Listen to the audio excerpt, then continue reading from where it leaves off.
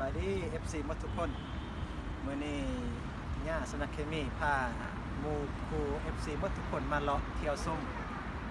ตัวเมืองของอดิเลดเนาะซึ่งว่าเป็นเมืองที่ค่อนข้างงามธรรมชาติดีเนี่ยเบิ่งทางหลังตึกก็งามฝุ่นก็งาม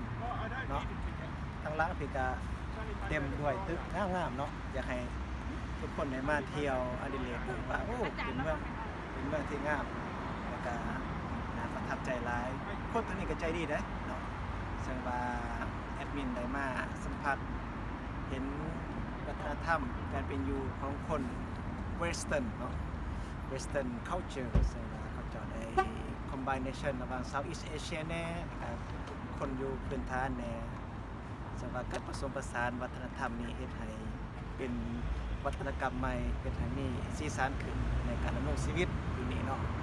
สำหรับประเทศที่งามเนาะและต่อไปแล้ว FC จะเอา